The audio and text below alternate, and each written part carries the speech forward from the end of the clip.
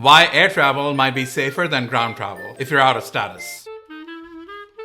Hi everyone, my name is Shariq and I'm a South Asian attorney. I'm licensed to practice law in California, and I help people worldwide with American immigration law. Now, this is a topic that's often clouded in myth, misinformation, and fear. So let's dig deep and uncouple the facts from fiction. First off, let's talk about checkpoints. In ground travel, you could encounter various types of checkpoints. These could be random DUI stops, border patrol, interior checkpoints, or even state border checkpoints in certain situations. Ground checkpoints often have a wide mandate, and officers can question anyone for any reason. If you're out of status, this could be a big risk.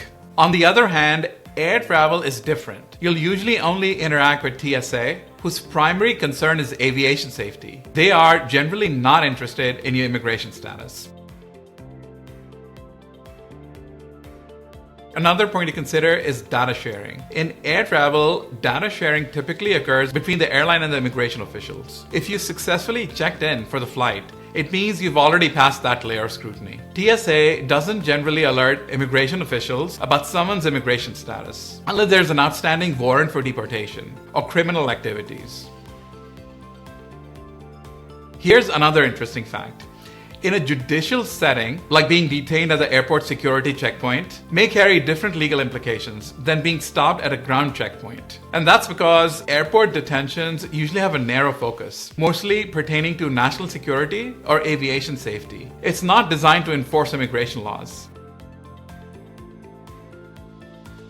Okay, so just to make it clearer, let's do a closer comparison. TSA agents are primarily focused in securing the safety and security of air travel. Their main concern is to check for items and activities that pose a risk to flight safety. In contrast, law enforcement officers involved in ground travel have a broader scope of authority to ask questions and may inquire into things unrelated to the immediate purpose, including immigration status. Airports typically have advanced security measures, including identification verification systems that are designed to flag security threats rather than immigration violations. Ground checkpoints may not have the same level of advanced verification systems and might rely more on officer discretion, which may introduce more risk for individuals who are out of status. The routes for air travel are generally fixed and well known, making it easier to anticipate the nature and extent of checks. On the other hand, road travels often have variable routes with potentially unpredictable checkpoints, making it harder for travelers to anticipate when and where they might be subject to questioning. In domestic air travel, once you clear the TSA checkpoint, you're generally in a controlled environment with a reduced risk of encountering additional checkpoints. In contrast, a long road trip might expose you to multiple checkpoints that results in a greater duration of risk.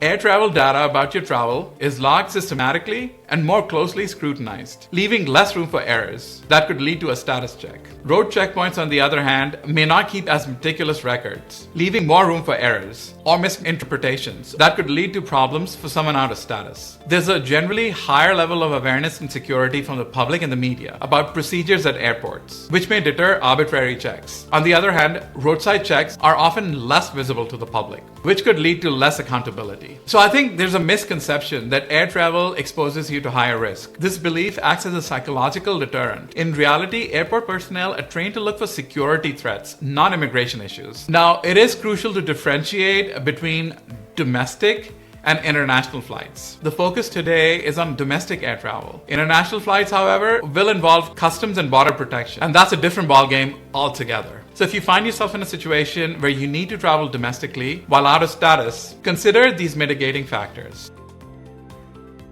Carry any lawful identification that you have. This could also include a foreign passport. Follow all standard airport security procedures. And finally, think about what kind of documents you want to carry with you when you travel. While no form of travel is entirely without risk if you're out of status, domestic air travel seems to present fewer opportunities for immigration status checks. However, my advice is to focus on legalizing your immigration status in the US once and for all. There might be a number of ways to do so. Thanks for watching, folks. If you found this video informative, give it a thumbs up and don't forget to subscribe.